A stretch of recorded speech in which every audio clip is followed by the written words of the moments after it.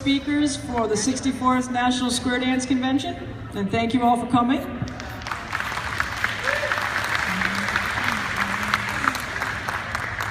My name is Gwen Tucson, and I'm your host, your introducer this today. And we have lots of ushers out there that are helping us run this event this afternoon smoothly.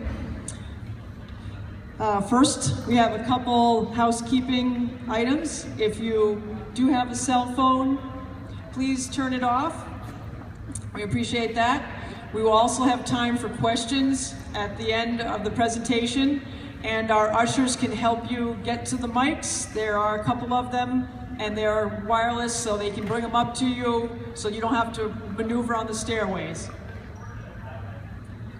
Also, if you're working on your leadership certificate program, any of the ushers that are wearing the little usher signs or myself would be happy to sign off on your worksheet for you. There are evaluations. If you did not get one, you can see our head usher. Where is Lisa? Where is Lisa? There she is, right over there. You can let her know. And if we run out of them, we can find a way to make sure we get your feedback, because we'd love to have your comments and your feedback.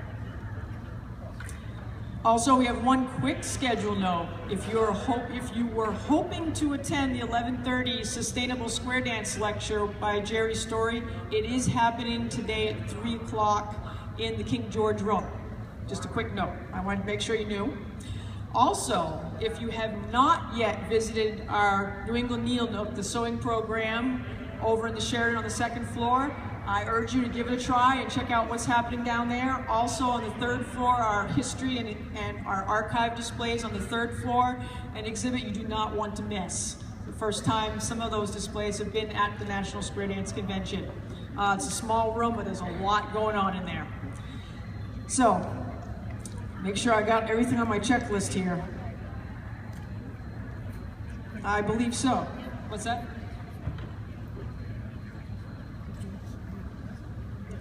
So, with that, let us begin here with why I'm here today and what's happened to this point. My husband and I started dancing together in 2000, and we had a good friend who danced with us who said, well, why don't you try modern Western square dancing? So a couple years later, we showed up at our local club in White River Junction, Vermont, a couple of miles from our house, and first thing I can remember off the top of my head was we met a lot of really great people. And we continue to do so. There was also a couple other things I noticed right away. There was a lot of really interesting and neat vintage music. Our caller, the late Donna Prudhomme, he played lots of country music from the 40s and 50s. There was a lot of vintage people, sort of. Most of the people we danced with were older than my parents and or my parents' age, and continues to be that way. So there's kind of a vintage theme going on, and for someone dressed like I am, that's obviously not a problem. I like it. I like history, I like vintage. In fact, my gown is historical. I wouldn't call it vintage. I've got a set of buttons on this dress that I inherited from my mother-in-law, whose mother was married in 1899. Eventually, well, we liked this so much, this modern Western square dancing, that we eventually ended up at the New England Square Dance Convention. And talk about energy, okay?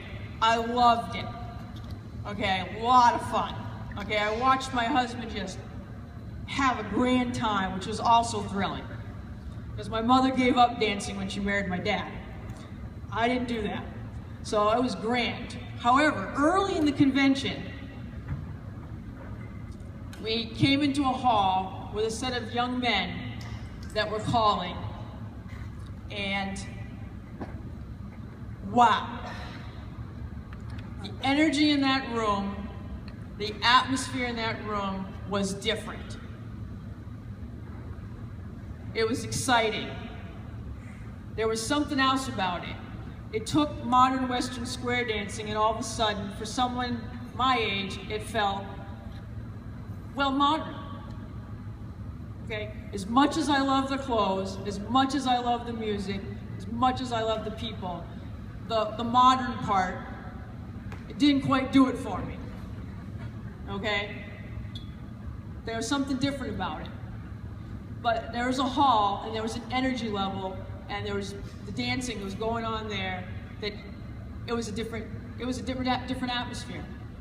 And I was thinking, perhaps that might ring true for people that are even young enough to be my daughter or my son. And when I thought about that, I've seen it other times, I've seen it again, but that was an inspiration for me. So when I approached the education for the National Square Dance Convention, our theme of celebrating our dance heritage and planning our dance future has real meaning. We have a lot of heritage, which is really important, but we also have to plan our future. And with that in mind, I'd like to introduce our keynote speakers, Paul Cote and Ted Lizotte.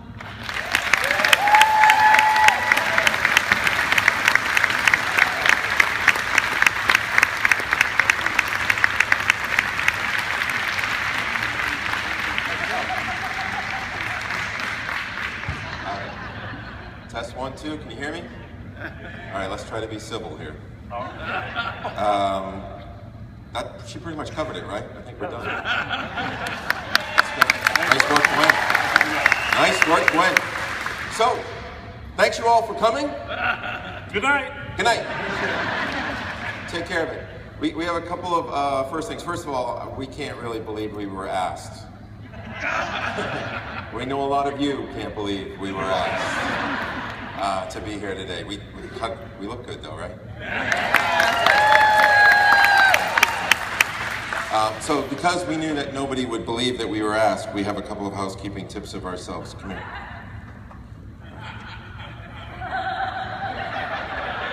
Everybody back, everybody wave. And over there. It's good enough for Ellen of the Oscars, it's good enough for us, right? I want to make sure, because that's the modern part, right? That's the modern part. That's it. So when they asked us to do the talk, they tell us we can talk about anything we want, but when we were thinking about it, almost everything that we thought we could talk about has already been talked about. Again. And again, yeah, a couple times. So then they said, well, instead of just giving a talk, why don't you, do you have any opinions on anything? Paul? Well, you know.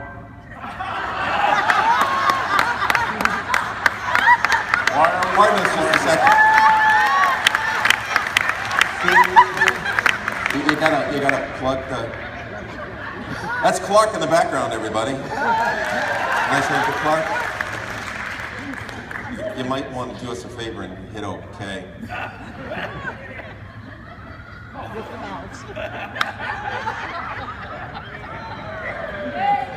Good night, everybody. Good night. It's probably an omen. So you had a couple of opinions, and what'd you do with our stuff, Clark? Supposed to plug it in. Clark? Clark. He's coming back. Who's leaving? Can you hear me now?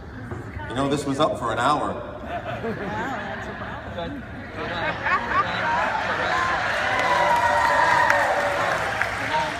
I don't think he knows the password. Really? Paul, that looks just like you. Hey, Ted.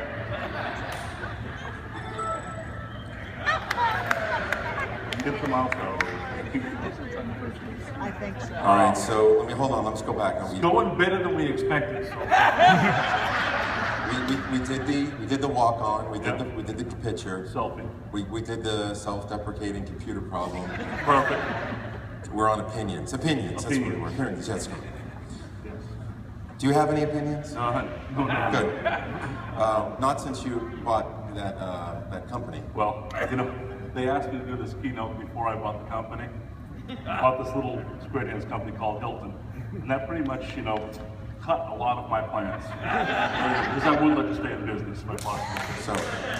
So Yes, no more opinions. Is Clark anywhere near the microphones as well? Because now I'm getting nervous. All right. So we've got opinions. We're going to give you a few of them. A couple of things about opinions you need to know. In order to get to opinions, they're a perspective, right? My opinion is based on my history. His opinion is based on his history. There are going to probably be different opinions than a lot of you. Hopefully not more than we can take in a fist fight if generally needed to be. But they're based on perspective.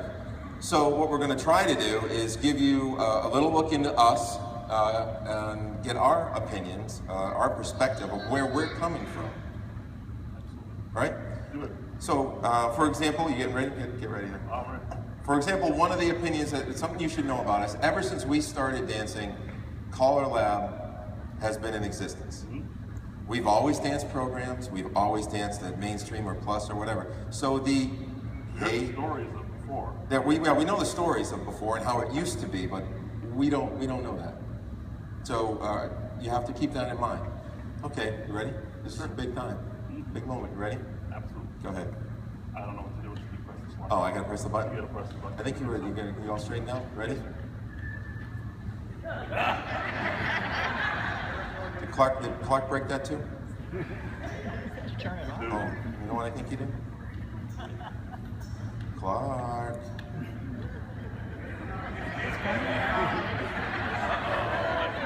Get in.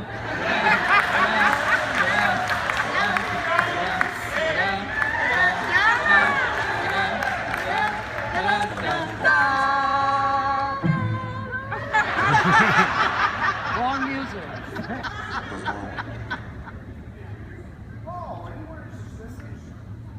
Oh, it's gonna hold my pants up. Trust me, you appreciate the suspenders more than I do. So once upon a time, Once upon a time. love that rehearsal.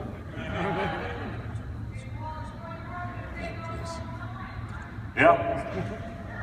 Here we go again. Take 3. Talk amongst yourselves.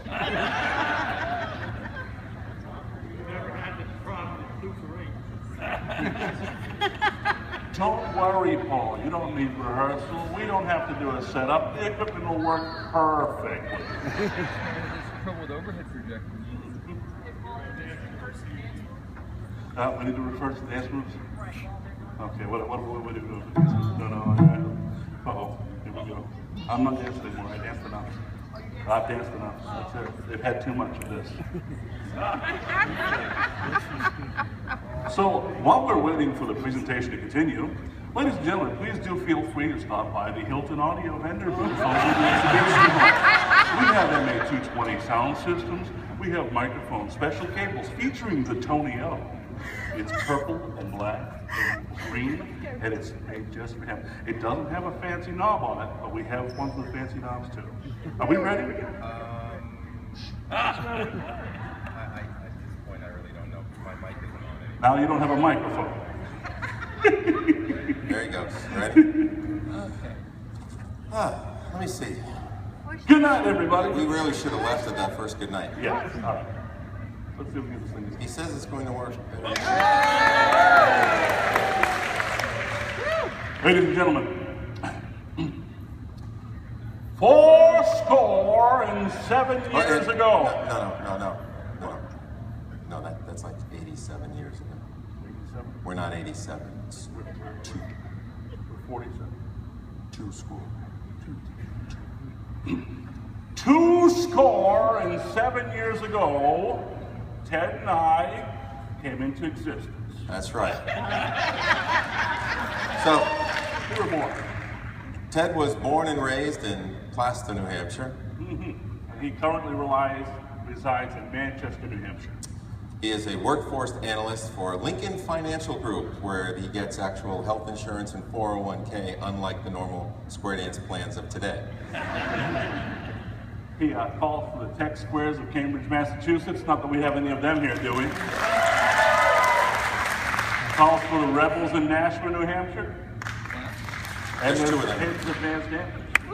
Yeah, big shout out to the Tech Squares that just took 3 medals. Anyways. Now we know that some of you know who we are and some of you don't, and some of you might be wondering who is who, so there you go. That's why. I'm Ted. And now, if you really want the perspective, you gotta go back. Ladies and gentlemen. Oh, it gets worse, my friends. For those ever wondering, there was hair. This is a silk print shirt. That is a beautiful shirt. I still fit in that shirt. That was Europe. That's, I know. Those glasses are fantastic, aren't they? And then you've got, luckily that hid the hair I almost had, and then we got today. So that goes back a little bit, and then let's show you this guy. Obviously that narrows it down, right? You know who he is. So Paul was also born in Manchester, New Hampshire. Well, he was born in Manchester, where I live now. Raised in Beverly, Massachusetts, and Atkinson, New Hampshire. Now I reside in Houston, Texas. Why? Because everything's bigger in Texas. He outgrew New Hampshire is basically what happened. Everything's bigger in Texas. But that's not the funny part. Hand to God, this is a medium. I am lying. All right. He is currently the owner and producer of Ego Recordings as Where I well lose lots as of money. Hilton Audio Products of Texas. Which I hope to not lose as much money. Yes. There will be scattered other blatant advertising things throughout the entire day, so please try to pay attention to them. Calls for the Blue Bonnet Squares of Houston. Blue Bonnet Squares, Texas. Yeah, we found some of him too. Oh, look at that face. I've always had a shoe thing. Now the only thing is, Had to go a lot further back for cute pictures of me. yeah, we had to go a little bit further back. So, we go back to us. Paul and I met in 1981, mid-80s, Early 80s. early 80s, mid to early 80s. Sophomores? Yep, Beverly, Massachusetts, to class down in New Hampshire. there we go. So, I remember we were standing outside, right, and, getting ready to go to school, and this Volkswagen Bug pulls into the parking lot. It is playing, I think it was Quiet Riot or Come On, Feel the Noise. It was just loud rock music. Just pulling in, barreling there, and everybody else in the place stopped. Because, there was no rock music in town. Because there was this girl who lost her brother, and the pastor said, no more dancing, no more rock and roll music. So, I think you're getting the story mixed up. You're telling them the story of that movie, Footloose. Yeah, Footloose. That's not the way it was. maybe they haven't seen the movie. It's not our story. Okay, it's Footloose. Everybody cut loose, Footloose, go, put on some Sunday suit. That was for you, Oxen. We did that one. All right, so Paul was in chorus, I was in band. We worked together a couple of times. We worked at a couple of different places. We managed to make our lives through, but we're about to get into square dancing. The first class time we went is to the Down East Westerners in Kittery, Maine. Saw a parade, Hampton Beach, New Hampshire. There was a float, there were square dancers on it. They had square dancers on it dancing. They said, come on down tomorrow night, Kittery Grange, come and dance with us, you can do it. My girlfriend thought it was the best idea ever. I said, hell no. No chance. Then she reminded me how cold the New England winters were. And I lost that battle. But I didn't want to be the only one duped. Paul has been dancing exactly one class more than I have at this point in time. What is that? So when we learned to dance that year, we actually went through 3 different clubs, and we personally think this is a record if you go back. Not just 3 clubs. No, 3 clubs, but 3 different states. We started in Maine, and then... We went to the Jesters. Why do we go to the Jesters? The girls left. Yeah, well, yeah, that's right. We look like Jesters. Yeah, we like Jesters. So we danced at the Jesters for a little while, and we finally ended up after the girls. We couldn't find any other girls at the Single Eights in Massachusetts. So we actually did 3 states. It took us 3 states to graduate to mainstream. I don't know if you were doing that. And it's amazing it took us that long. But that's tenacity right there. How many other of your club members in today would manage to go through 3 states and drive 2 hours in order to try to graduate from this activity? So, we did some singing calls. Before we graduated Main Street. Practice in Paul's basement? No, not my basement. My mommy's basement. Oh, that's right. My mommy's basement, yeah. Mommy used to stand upstairs in the kitchen and sing along with us. We had an amateur college night, and we like to put a big shout out to this gentleman who helped us the first time we ever decided we wanted to call. Bill McGee of Peabody, Massachusetts. Bill and his wife Carol, absolutely, we owe them everything. They were the ones who, while everybody else was kind of saying, you know, come back another time, Bill embraced us and brought us into his home every Wednesday night for forever. And then we started calling.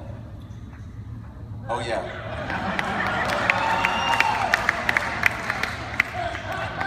That, my friends, is called a mullet.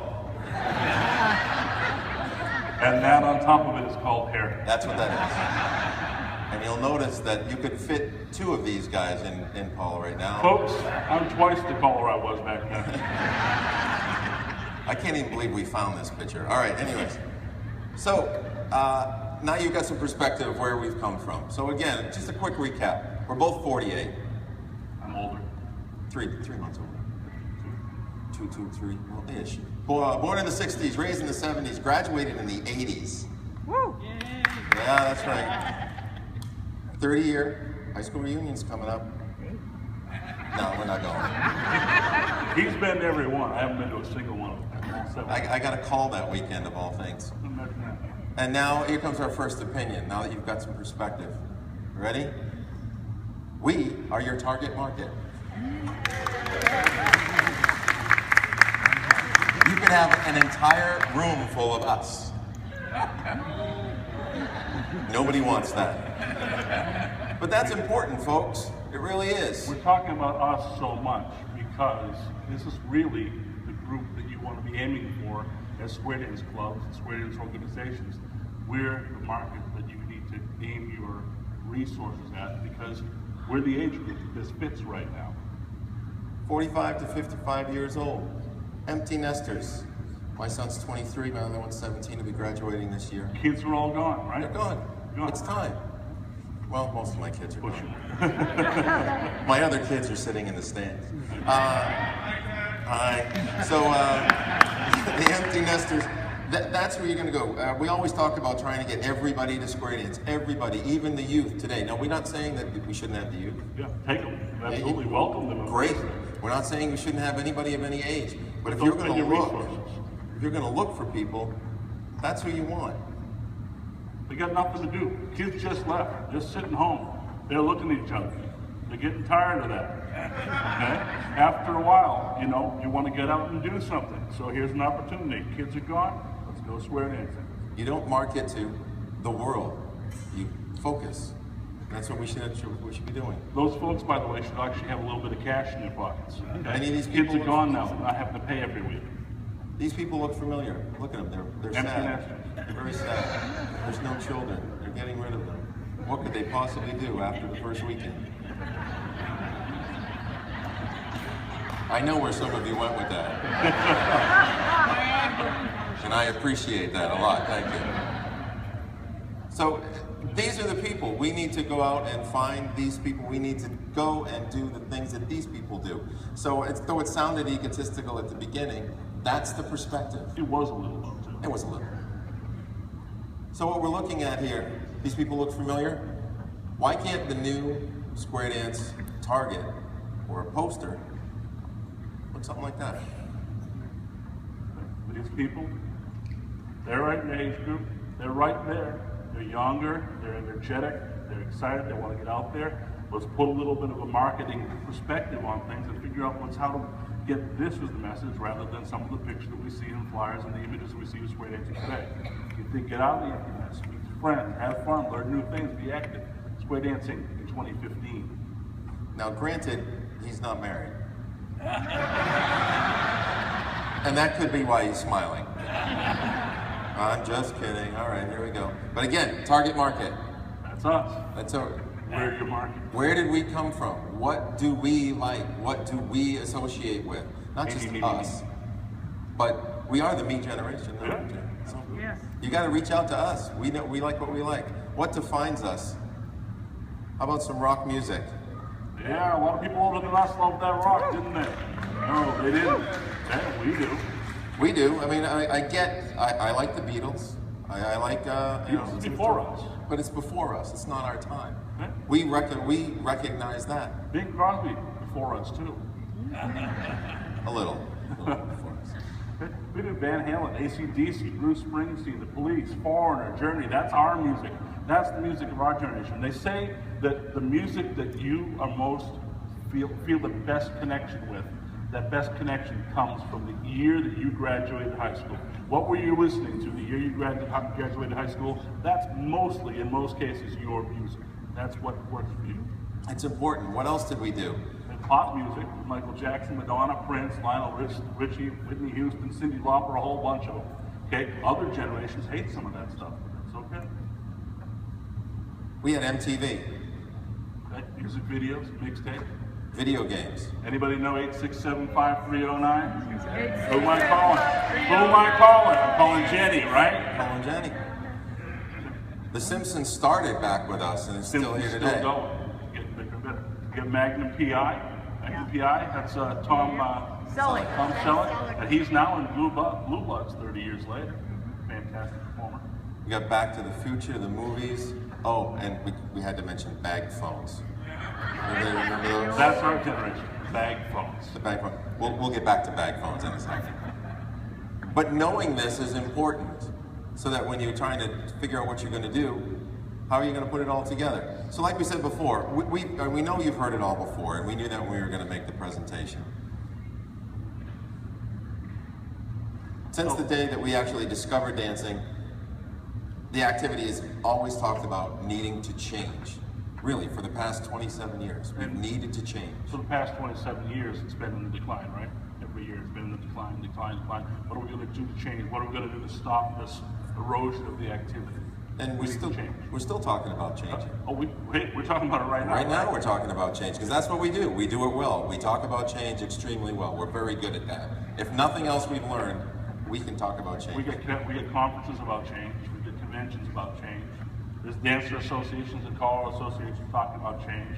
State and national level associations talking about change. There's associations of associations that talk about change. I believe right? you've covered And everybody, then yeah. An associate of the change.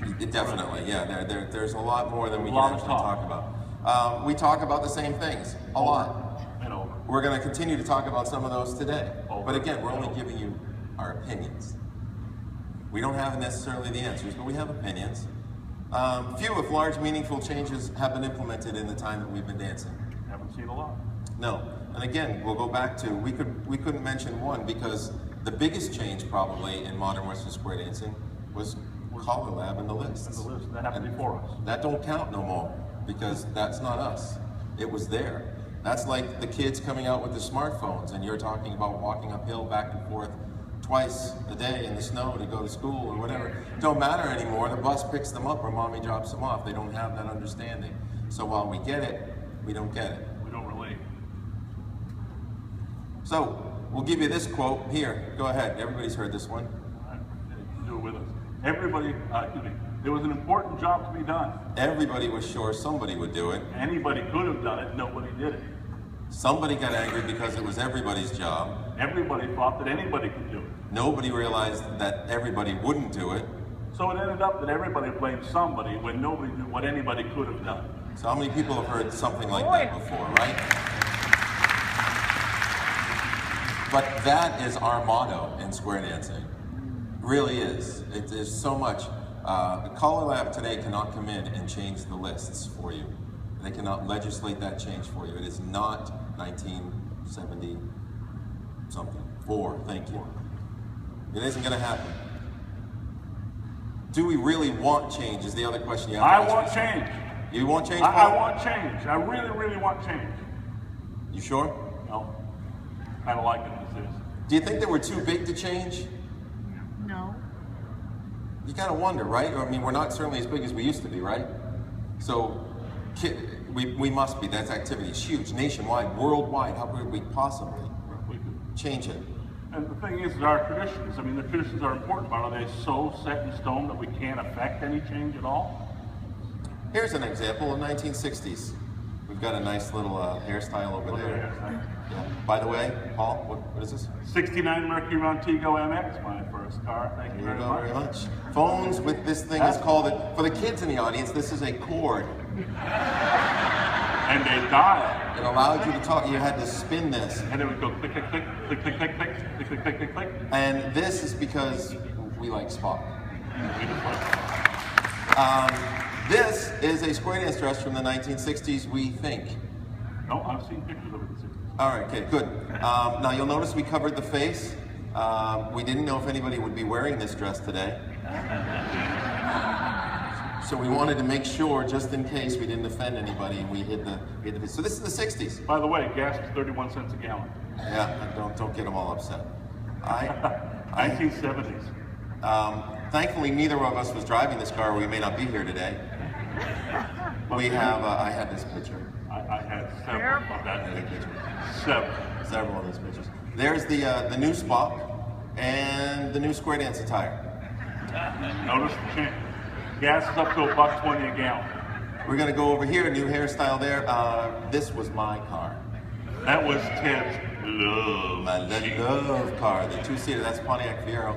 There's the bag phone, come on, look That's our at phone. that. That's ours, 1980. That was in my car. There's Spock, around the search for Spock or so, and the new square dance dress. Here we've got Friends with Jennifer Aniston. What's this one? That's Dodge Neon. Dodge Has one Neon. of those too. Yep. We didn't have these, but you've seen them in some of those older movies, Michael J. I Fox. had paid too much for my bag phone. I couldn't afford that one. There's Spock again, back there when they started hitting the movie theaters. And what? Oh, perfect. That beautiful square dance dress. 2000. Here she is, Britney Spears. Oops, I did it again. All right, there we go. Just before the smartphones, we got that. We've got Spock coming up here. Okay. Gas is up to $2.27. 227. Oh my goodness, that's still a good It's price. a Ford Taurus. Ted had one of those. Yeah. Or you've got another hairstyle. I don't know what this is. It's a Prius, which is not a good car for me to have from Texas. Never had it. Okay, we sell oil. Okay. Some of you may recognize this iPhone, which a lot of you have something like it, but it was the generation. We did lose Leonard Nimoy. We are very sad about Leonard Nimoy. But we kept the dress. We did keep the dress. And notice that the patches in the dress match the apps on the iPhone. Yeah, we were very happy that this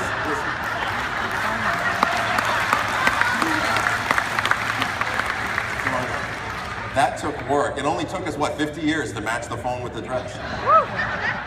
Wasn't expecting that. I wasn't expecting it, no. All right, so change is all around us, but again, we're gonna go back to, do you really think, some people I think we're too big to change. We can't all get together. Like right now, we could vote that we were all gonna do something. Raise a hand, we're majority quorum, could we do it?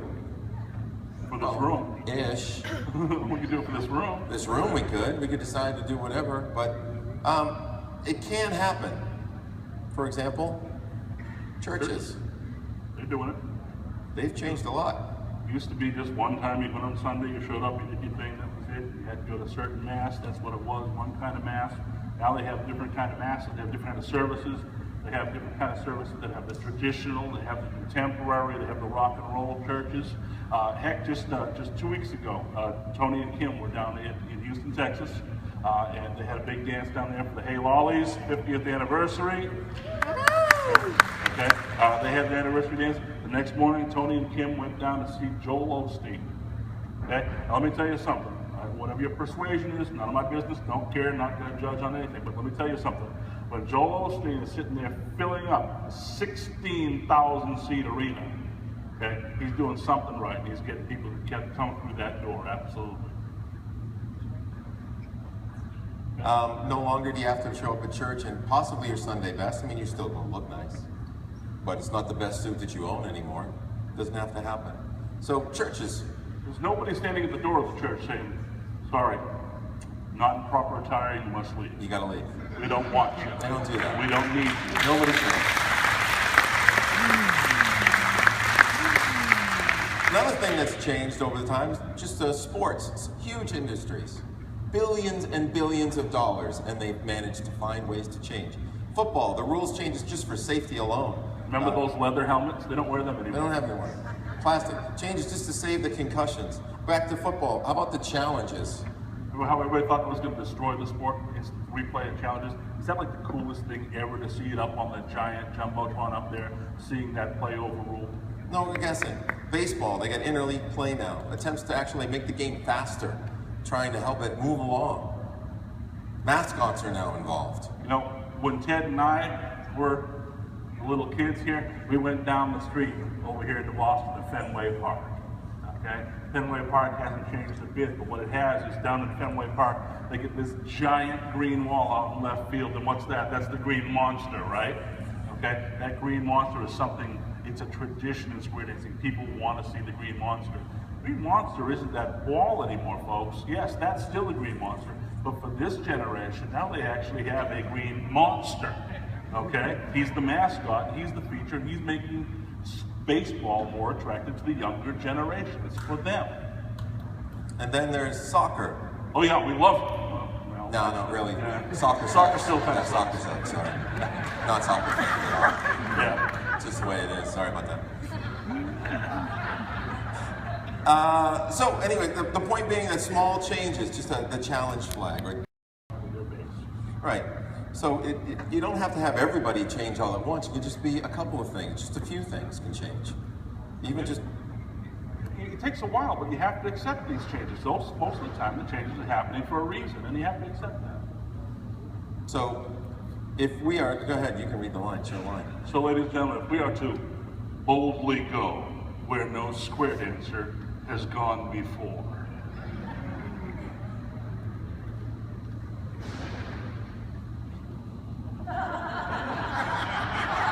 Like it or not, yeah, that's the way it is. Now, we did have a small debate, Star Wars, Star Trek, Star Wars, Star Trek, Star Wars, Star Trek, okay?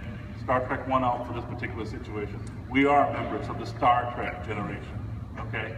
We're not the only members of the Star Trek generation. Star Trek started in 1966. It went on the air 3 weeks after I was born, okay? It was a couple weeks before Ted was born. They played it for 3 years, okay? 3 years, and Star Trek was over. Why? What was supposed to be set up, it was originally set up as what? It was supposed to be a Western-style program set in outer space. It was supposed to be like the old Westerns, okay? And that was the original intent of Star Trek, the old Western, and then they did it in space after 3 years. Then, this show has reinvented itself for so many times and for so many generations. Over the decades, it just has more generations of fans. Here we are in 1966. This is the Dream Team. Kirk, Spock, McCoy, and the bunch. Here we are now. What are we in this? What is this? 1979. It finally made it to the movies. Then in 1991, this same group. Notice the changes along the way in costumes. By the way, a little foreshadowing there. Notice how the changes in costumes over the decades. Okay. Okay. Same guys. They've gained 30 years of life, but still huge fans, huge following, Star Trek fans. But that wasn't enough, because after that first generation got a little bit older, we went on from there. So what ended up happening from here, then the new generation took over. The old guard passed the baton to the next people down the line. Ooh. Because the old guard can't go on forever. If you want Star Trek to go on forever... Other than Flipbo. Flipbo can go on forever. And Spock can keep coming back too. Yeah, That's beside the point. The new guard has to, the old guard has to train and pass this on to the new guard. You have to train the people that replace you, otherwise everything we love goes away. So we have to take the time to make these people move. And there was a lot of pushback when it went to the next generation. Man, there could never be another Captain Kirk. There could never be another. But Picard, he's cool. Cool. Engage. Number one. All right, here we go. So, and then even cooler. Just a few years ago, they rebooted the series completely. They went back to the original cast, the original Kirk, the original Spock, but with an entire new generation of people. And these new generation of people, man.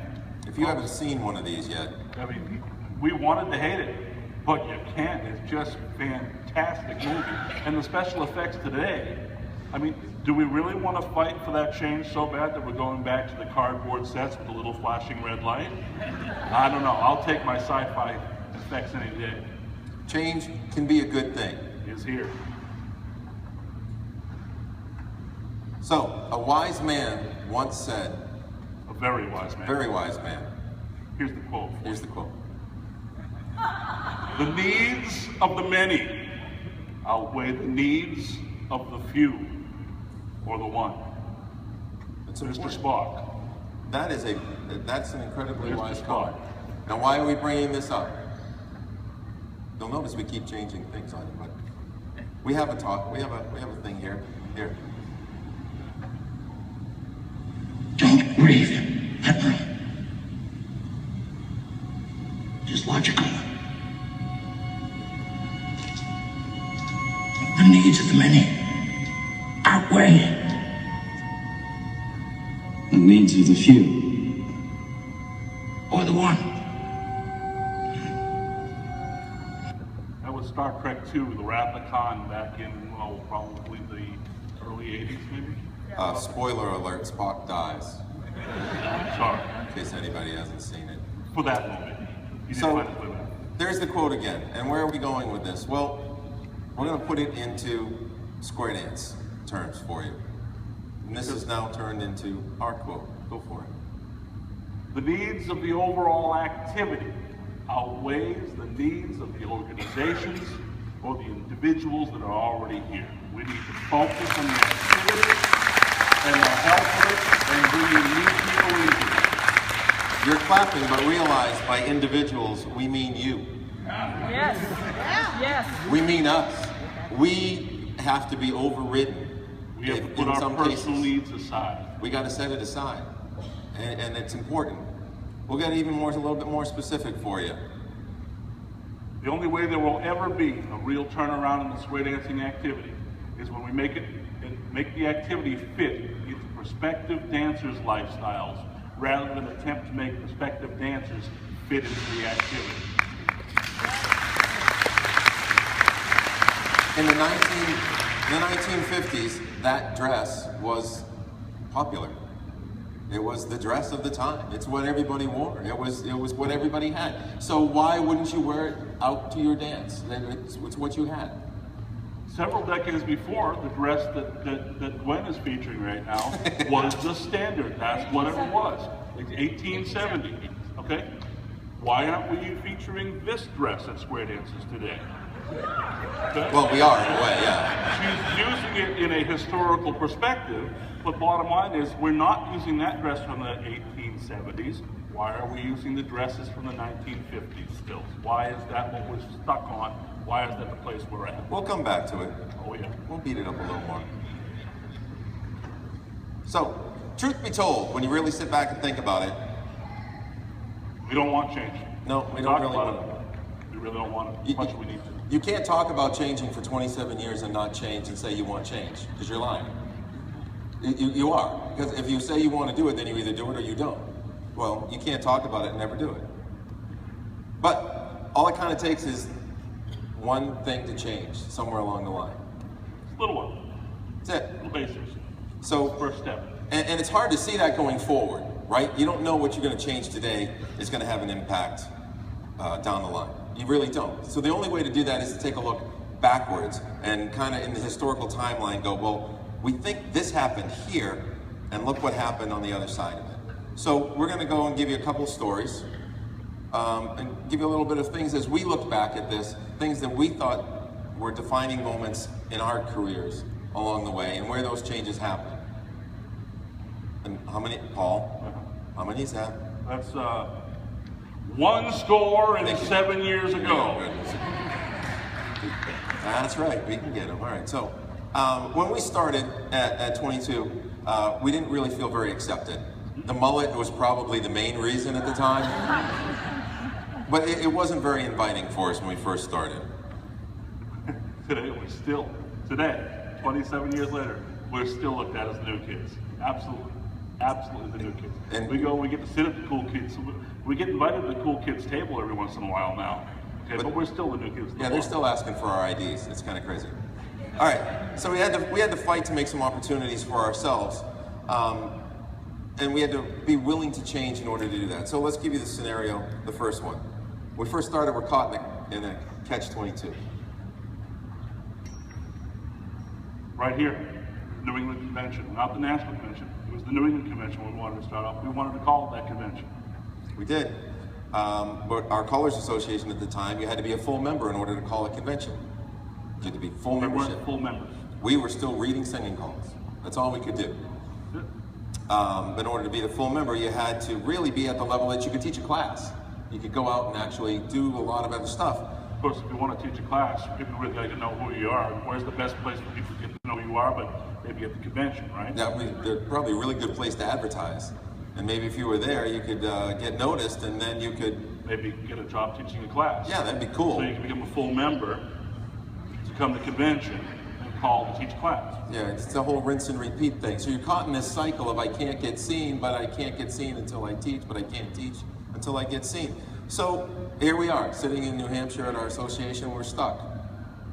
So we didn't ask anybody to change anything. Instead, we did.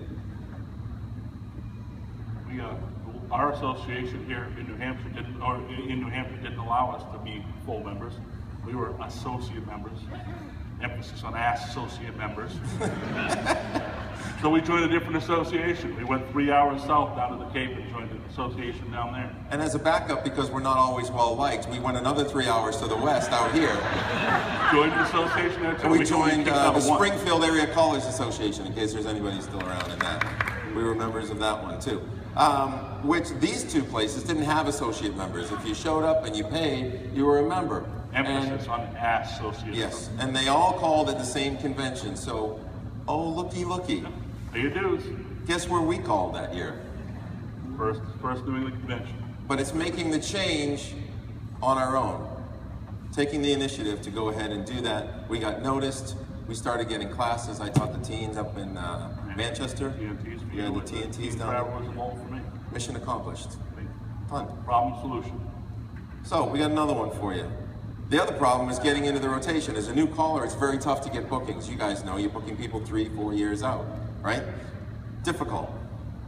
So it's 1988, and we'd love to hire you. We're filling our 1992 schedule right now. Are you available on the third Saturday in March? Yeah, again, we're 21. We don't even we don't have furniture, and you guys want to know when we're going to be available 4 years from now. We had that big old telephone school thing, that tail table. Yeah, full disclosure, Paul and I actually roomed together for a while as well, so that you know when we're talking about having the same thing. There is a house in Hazeltown that belongs to Ted and Paul. Please leave your name and number now, and we'll return your call.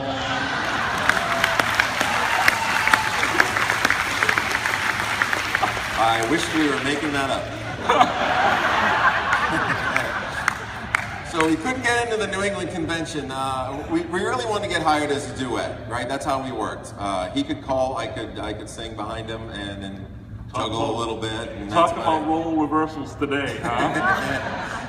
And that's all we wanted to do. So it was fine, but it's hard to get hired as a duet. The people don't want to do that. They don't pay for it either. They don't want to pay for it. And we wanted to find something that we could put up here to show this lovely business card again, because we were so happy we found the picture. So we tried to figure out how to get hired as a duet, and it was next to impossible. People didn't want to spend the money. People didn't want to hire us. So what do? We set up our own dances. Yeah, we found a way to set up our own dances. We talked to the one other duet in the New England area. That was the good guys. That was Ron Reardon and Dick Kniff. And they were the guys singing duets in New England before we started. Yep, they were over in Rhode Island? They were out of Connecticut, I think. Connecticut, Rhode Island, right, good. So we talked to them. We then talked to some other callers. You know, father-son combinations, we got them to come and join and become a duet for the afternoon. We created a dance on a Sunday so it avoided all the other club dances. The dueling duets dance. That's dun, right. dun, dun. We had 50 squares at our first dance. 50 squares. It sounds like we made a lot of money, but there was a lot of people that were on the DS there. I think we didn't do very well, but that's all right. The next year we did it again. We had to do an afternoon session and an evening session. We sold almost 50 squares for each one of those. Almost 100 squares all total. And remarkably, the next year, the New England Convention started to have this duets hall. What a great idea they had. It was an awesome idea. And it was full and it was packed. And then because we did that, we decided to start a quartet. That didn't quite go as far as we didn't get a quartet hall. No, the quartet hall didn't work. But the point that we're trying to get here. Now we're back down to a trio. Yeah, we are a trio at this point. The point we're trying to get here is that you'll notice in each of these cases, we didn't ask the world to change around us. We didn't go out and force the New England Convention to do anything. We didn't force anybody else to do anything differently. We decided to do something differently. And because we decided to do something differently, some people followed us along the way. We didn't really fit in a lot of the ways, but we figured out we made our own little niche. Niche.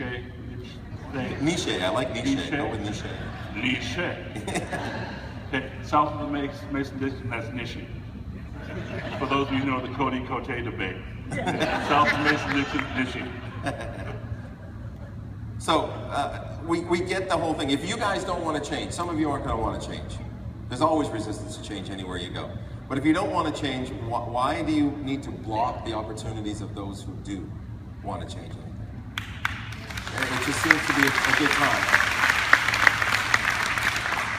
I told you we were coming back to it. We're going to come back to it. So we've got a couple of issues / opinions. And again, these are our opinions. You can take them for what they are, do what you want to do with them. Some of you have heard some of this before, but this is where we believe. Dress code, traditional versus non-traditional. Go ahead. Well, you know, one of the things that the dress is supposed to do is supposed to emphasize the dance, right?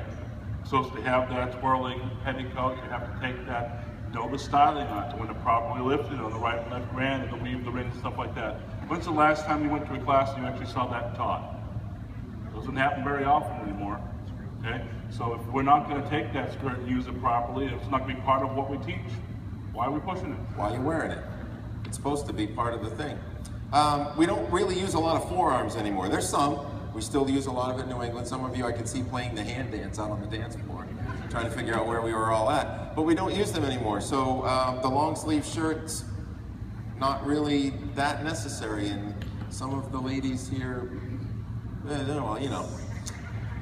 So the other point to there, we dance with hands now.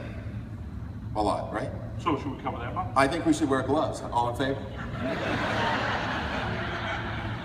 Well, if we're going to cover up the arms for the sweat, I mean, some of these guys have some pretty sweaty palms, I'm not going to lie. All right, so at that point in time. So basically, my personal thing is the square dance attire doesn't affect it that much, but if we're going to mandate something, how about mandating Old Spice? You know, that's for our generation. Okay, let's go into this generation, say now, mandating Axe deodorant spray. Probably a lot more beneficial to your dance experience if we mandate a shower than a dress. Or limiting the perfume that's worn by some people here. And perfumes, put them on by the gallon, you know, just take it and just put in the gallons, perfumes, a lot of fun. Oh, that was mine. If you're going to mandate out the entire uniform, what about the sneakers? You should be wearing dance shoes, right? Proper dance shoes. How many people are wearing some type of a sneaker? Guess what? Has anybody been kicked out? Guess what? You see the suit? Sneakers. Sneakers. I got to. I'm a 400-pound fat man. I got to wear sneakers. It's up to the floor. So, overall, as we're looking here, our opinion on this, which if you haven't figured it out by now, some of you are sleeping, but in any case, our opinion, if you want to wear it, wear it. If you don't like it, don't. My stepdaughter started dancing this past year. She started dancing this past year. She saw those dresses and she just went ballistic. How many does she have now, Mary Ellen? 10 in a year. Okay? She basically wears each one once and then she wants to try a new one. Okay? 23 years old, and she's all about like a little 23-year-old dress-up doll. Okay? She loves it. So for her, enjoy. I don't want to wear a dress. Not that I haven't before. And that better not come up in the question and answer section. So, we're going back to the same question we asked before. How does my attire affect your dance experience? When you really get down to it. You're here to enjoy the music, the dance, the puzzle, and everything else. Why is what I'm wearing matter that much to you? We've got here, go ahead. No, go ahead. Maybe if I show up and I see you working with the skirt and I see the dress, very similar to Sarah, and I like it, then I'll want to participate. Right? If you want to wear it, show it off, fine. But at the end of the day, if you're going to force me to do it, forget about it. I don't want to be forced to do anything. So, how would you like it if we did this? Good. We're going to run a square dance weekend. We're going to take it up to East Hill Farm up there in New Hampshire. Anybody can come that pays the money, but if you show up in square dance attire, we will not let you dance. Kick you out. Yeah, we'll kick you out. There's square a dance petticoat. attire, hit the door. We're going to search through the suitcases. There's a petticoat. We don't want you. Is that fair? Is that fair? No, it's not. Okay, so why is it fair in the reverse? So again, why is it okay for you to tell me I must? I think that's what we're worried about. And issue number 2, we'd just like to bring up a few things here. What's our time going? Get going. Wow. Our annual or biannual joining party, as we call it. 48 to 50 weeks of the year, we, a square dance activity that is dwindling in numbers, tell our prospective customers, we don't want you. We don't want you. Go away. Come back next September. Come back next January. Then maybe we'll accept you to the activity. So, can you imagine a car dealership that sold cars 2 weekends a year? Can you imagine a restaurant that said, sorry, the last table's full, you weren't here last week when we asked for a list, you can't come in again. We don't want you. Why don't you come back in 6 months? It wouldn't work. Well, maybe if you look at one of those fancy restaurants in Well, New York where yeah, they have that kind of list, but let me tell you something. People aren't beating our door down like they are for that restaurant in New York.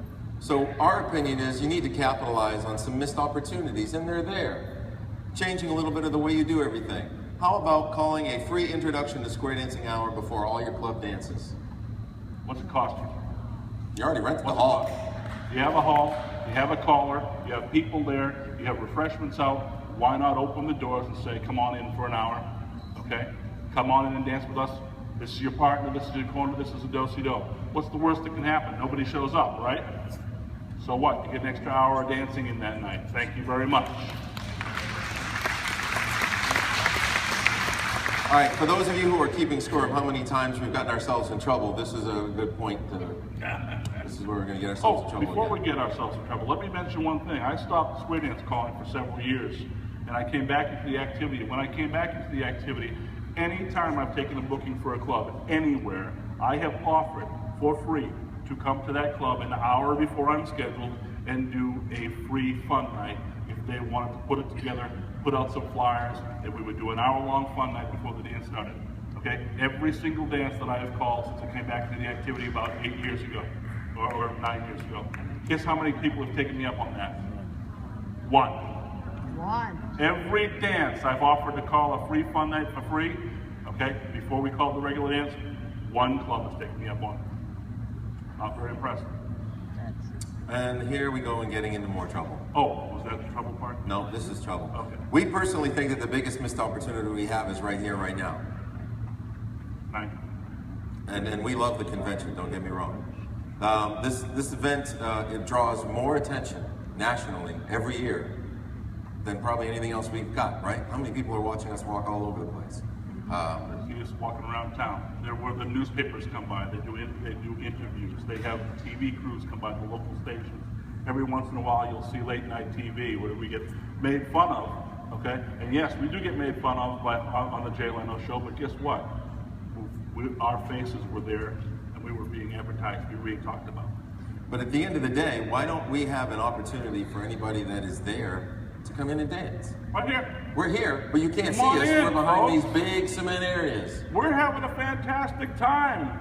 We're having the best time. This is the National Square Dance Convention. We're here. Sorry, you can't come. You can't get in unless you got one of these. Oh no, I don't know about that. Security. Bald guy. Screw it up. So that's important. You know, and then we hear this all the time too. We've done that before and it didn't work. So what?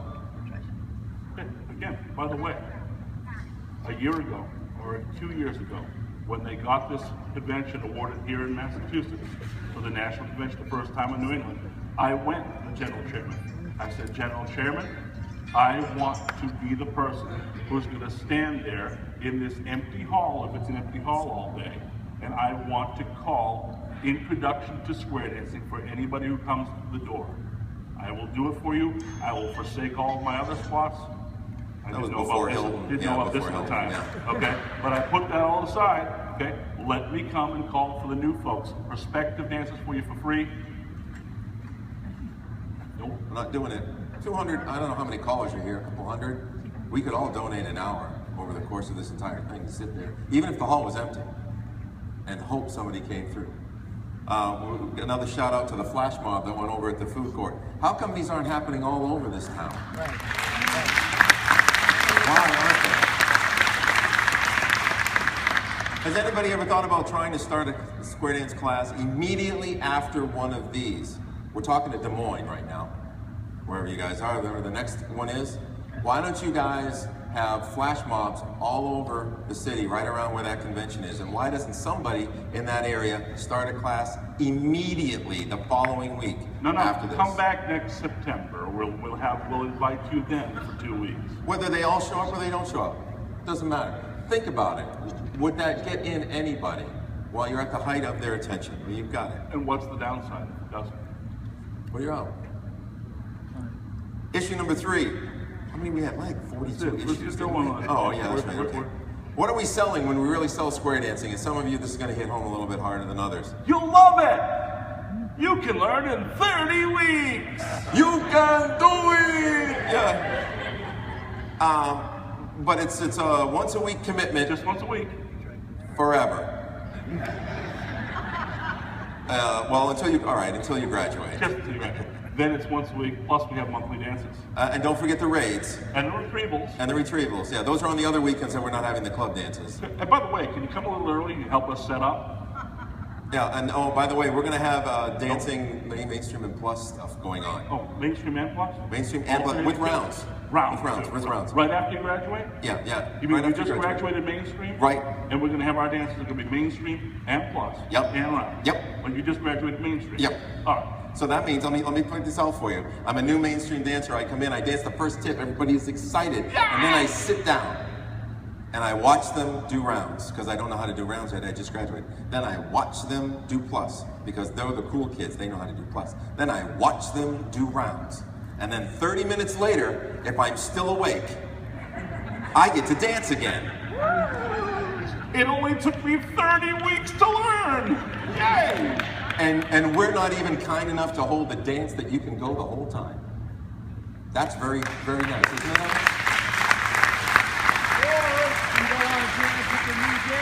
And how about the new dancer dances that have rounds? Yeah. Really, new dancer dances with rounds. They don't know how to round. So half the dance is automatically. You've already taken away half of the time they could practice. At a new dancer dance for new dancers. In case you didn't got it, we're not a big, we do a lot of these. I do a lot of these. Hate them. I'm not a big fan. Hate them. Takes the flow for a caller, takes the flow of a dance out of the caller's hand and completely throws it out the window. People get off the fence. Pick one. Pick one. Duties, and more duties. Don't forget, we've got a board meeting next week we need you to attend. On top of the weekly dances and the monthly. Yep, and by the way, since you've been here, we'd like to ask you to run for the board. Yeah, I mean, you graduated 3 weeks ago. Why not? Why not now, right? Right, we need you. Oh, we're going to need you for the club's demos that we do as well. We love demos. We get lots of people from our demos. Yeah. Yeah, at the nursing home. The nursing home is a good place. They love that. And the senior center. Yeah, the senior center is good. Oh, they love it when we dance. Yeah, they like that. They like that. Sometimes. And we're all about recruitment. Yep, we're all about recruitment. It's a good time. Oh, and the convention needs volunteers. How many volunteers here in this room today? How many of you volunteers got paid for your time and services? How about your rooms? Oh, did they donate your registration while you're working here all week? No? No. Hello. But don't worry, that volunteer is only for a few years. Yeah. What, it's a 3-year commitment pretty much? Yeah. And then you'd be all set. You'd be done after that. By the way, while we're thinking of it, how about a nice round of applause for the convention staff?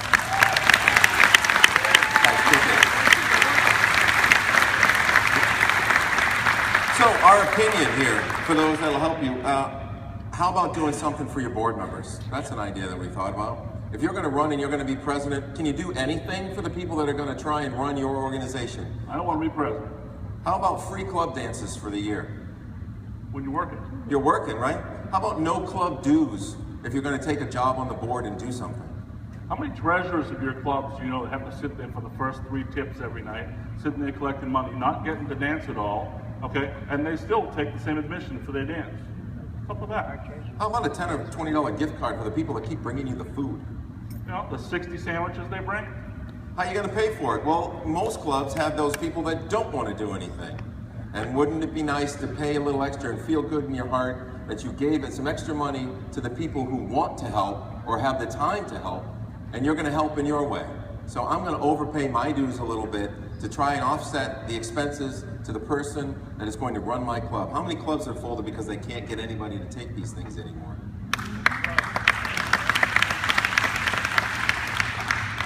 I think this is it.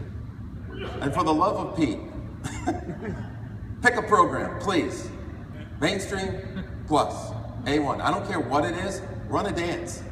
Don't run a dance in 4 different segments with 2-star tips and early whatever. Pick a program and have people come and enjoy the dancing at the level that they've learned. You can't do 3 or 4 different programs in a night and make it right. You cannot give anybody the experience they deserve. Pick one, stick with it. Make that's what you do. Yeah. And update your dance admission price so that you can afford to give away a couple of free club dances to the people that are helping you run your organization and getting you to do some stuff. How much it's not that expensive, people. You know, up in New Hampshire, what would you tell me they were still charging for admission? I believe there's still some place you can get in for $3 per person. Hello, McFly. It's another reference from our generation. I believe that's it. So, in summary, look, again, these are our opinions. We don't have answers. We really don't. All we have is thoughts about what we're going to do. So we look back, trying to figure out what we thought worked along the way. We're trying to foreshadow going forward what we think will help us in the future. What we want is for the square dance activity to do some of the things that other activities have done, other things in the past have done, to continue to build and to prosper, right? Yeah, it's all about the activity and the needs of the few. We hope somebody, even if one of you takes one of our ideas or any other idea that you have and follow it through, that 4 score, 2 score, and some odd years from now, you'll look back and see something that's different. Put your personal needs aside and think about getting people through the door. Because at the end of the day, we want the whole square dance activity live long and prosper. That's what we want. Live long and prosper. Nice work.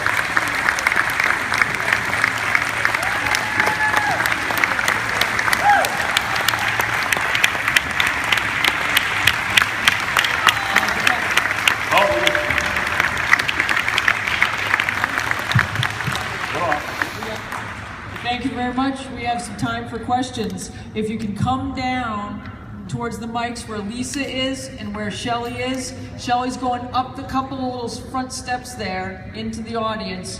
And if you can come down if you have questions to ask. If you have problems negotiating these stairs, I can get to you. Just raise your hand. But come down to Lisa and come down towards Shelly. But Shelly's going to get up a couple steps right to the yellow. Make it a little easier. If you have questions for our speakers. All right, Mark, let's go. This isn't some question, but a comment. You mentioned wear gloves for square dancing. Well, last Tuesday we had a fellow wearing gloves. And I said, geez, is he a hypochondriac or whatever? So he showed me why he was wearing gloves. He had poison ivy. So I said, put them back on. Look, and here's $1 million idea for somebody. If you're going to wear gloves, make the left one red and the right one a different color. Put the L on the back of one. Yeah, there's a $1 million idea. I'll take royalties when that comes in. That's filmed. Yeah. Hello, my name is Freddie Levitt. I'm from Los Angeles, California. I'm past president of an organization of 33 clubs, about 3,000 dancers. I have started a campaign to stop the petticoats, to change the dress code. And here's the problem, folks. It's called peer pressure. When a new dancer walks into a room full of petticoats, whether they want to wear them or not, they are intimidated. And the point is that all of us need to change the dress code, even though you say, and I agree with you, it should be choice. However, it doesn't become choice when there's peer pressure. So there's a great deal of difficulty about that. And I'll give you another thing. We got an email from National that said there would be no dress code here. And the signs are all over the place. What happened? Let me ask you something. How often did you see it enforced this weekend? Welcome to New England. You know why?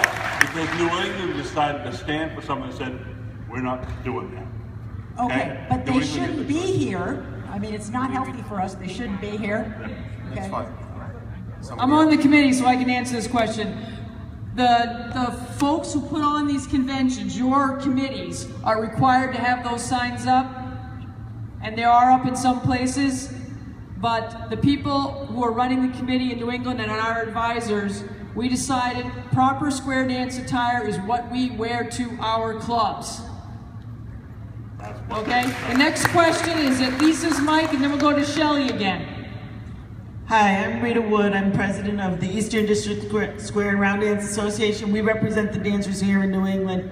And I just wanted to mention, just an observation, and you guys can touch on this too, with the new dancers. What are we doing for the new dancers? We put them in a hall that's like holds 2 squares at the New England Convention and squeeze them in there with callers who struggle to call, and it's just a tough thing. So I'm just wondering what you guys have, what your opinions are as far as the newer dancers. Your newest dancers deserve the best callers available so that they can experience what we experience. Because when we went to a dance 20 some odd years ago, and we danced to Tony O, well, let me tell you something. He was the best of the best back then, and we've followed him ever since, okay? It's all about giving the new dancer that opportunity to dance the best there is out there. We're not doing that now. Going over to the other side. We are. Do it with your groups. Do it with your groups. Question for the callers. This is Jim Taylor from Colorado, and in our area, the callers all charge, if we meet the minimum, charge 85% of the net. And where is that? In Colorado. I'm moving to Colorado. That's net. So theoretically, we have 15% left over, which works well for everybody. However, I liked your idea of being able to pay some of the people. Similarly, we give away free tickets, but the callers count those people, and so they get 85% of the non-paid money. So it takes 4 other people, it takes the 15% of 4 or 5 other people to make up for the 85% of the other. The question is, renegotiate. Can we deal with the callers in such a way that they won't count some of these people if we adopt an idea of paying the president or the treasurer? It sounds like you should probably work on that with your caller dues, which is outside of your actual dance event. Yeah. In this particular case. Any caller that wants to work enough, we'll work with you. Great. Yeah. Thank you. And let me know when you want me in Colorado. Who's next? I started dancing about 10 years ago, and at the time, most women were wearing the petticoats. During lessons, most women wore pants. And by the end of the lessons, most had purchased the dresses. I was never comfortable with that. So I just wore a long skirt. 10 years later, it's about 50-50. At least in our club it was. We're getting there. 10 years later, how much the activity have we lost? But I remember one event we went to where we were doing a demo dance, and our club's caller's taw wore a long skirt just so I wouldn't be the only one, because everyone else there was wearing the short dresses with the petticoats. Now, I even wear a short skirt, but without the petticoats. I think they look very pretty. I agree that the petticoats look very pretty, but it's nice that everybody wears what they are comfortable with. That's really all we're getting at. Yeah. Don't fool yourself, folks, okay? Because they did a market research study with Carl Lab several years ago, and the number one reason that people don't join the activity, number one, by far over the number two reason, is they don't like the way we dress. Now there are people who do enjoy the dress, but by far the biggest negative to people outside looking in is how we dress. Are we going over to Shelley? Shelley. Love the comment about hayloft, Ted. You're very welcome. Muchly appreciated. I wanted to comment that we do a demo at the Big E every year, and we are required by the people who organize it to wear square dance attire. And it is very, very bad. There are a lot of people that watch and they look at our outfits and it scares them away and they don't even stay to watch. I think that it should be, we should be able to wear what we want. If we walked out of a crowd in jeans and a t-shirt and danced, it would feel like anyone could do it. When you dress up in those outfits, it makes everyone think that you're special and that you have a special talent that they don't have. If you come in jeans and a t-shirt, it makes them feel that normal people can do that activity. It sounds like you need, I agree with you. It sounds like you need to look to your left and notice all of the Tech Squares t-shirts that are here. Exactly. That's my point. If you're going to do a demo at the Big E, you want to dress like normal people dress. So then I would tell the people running the Big E that that is our square dance attire. We switched to jeans and t-shirts. Hats off to you guys. Yeah, or take that same thing, go in there and do the demo with 2 squares of people in attire, but then have 3 more squares from the audience that are already square dancers come in and join those people at the same time. That would be perfect. They're not going to chase them off the floor. That's true. I wanted to comment though with the flash mob that they did today, along with your idea, if they had pamphlets that they could hand out saying that if you like what you saw here, we're going to advertise it for free, and then they come here and could bring both of those together, because they did the I didn't do it. That wasn't me. Comedian. Because they did the flash mob, that would kind of introduce the square dancing, and then you could fill the hall if they had pamphlets to hand out. Absolutely. I agree. Yeah, my name's Jim Martell. I'm from Weymouth, Mass. I've been dancing with Heel and Toe for quite a few years. First time I heard Ted call new music, 80s, 90s, I was just so impressed with it. And I want to say I love petticoats and stuff. I love the way it looks on the girls when they dance, but I want to save the activity more than anything else. I mean, I love dancing. I see it aging out, and I want my kids to, my son loves to dance, and I like to see it continue well into the future. And I think your ideas have some merit, and I hope that they move forward with them. Thanks a lot. Ted Paul, you got a question up here? A quick observation. When I went to the National Convention in Little Rock, one of the best moments we had is a bunch of the folks who are the service staff at the convention center in Little Rock were watching a square dance, and they thought it was great. And these folks were all, I would say, under the age of 25, easily. Most of them, their first language was Spanish. And we got Don Mosier together, and we had 3 squares, and they were all learning how to square dance. And their supervisor actually gave them breaks from the vending booths and all, like you have here. And they were just square dancing for a half hour, and then she let them all back to work. It was during a time when it was not a high lunch rush. It was fantastic. We were not able to connect them with square dance clubs in Little Rock. I tried, I wasn't able to do it. But it happened. It was that excitement we were talking about that this kind of convention event creates for square dancing. But we also have a question here from the young lady back here. Well, it's not a question, it's a comment. Going back to beat the dead horse, that is clothing. I'm a retread. I danced with my husband when we were teens, left the activity for 30 plus years, got back into it just recently with a wonderful teacher Ted something or other. He used to have a mullet. Anyways, I got into the frilly crap that we call a petticoat, but I also love this activity because of the people we have met and the camaraderie that's there and the true affection and caring that we all seem to have for one another. Now, the biggest thing for me is I know so many faces. I'm going to know now when there is a new one. So when somebody new comes into the club I'm now associated with, they might see me in a frilly piece of crap, but that I made from a sheet. But it behooves me to go up to that new person and say, I'm doing this for fun. You don't have to. Come play in my square. So wear what you want. I love that idea. If you like it, do it. If you don't, don't. But if you see somebody new and you're in your frilly thing, go make that new person feel comfortable instead.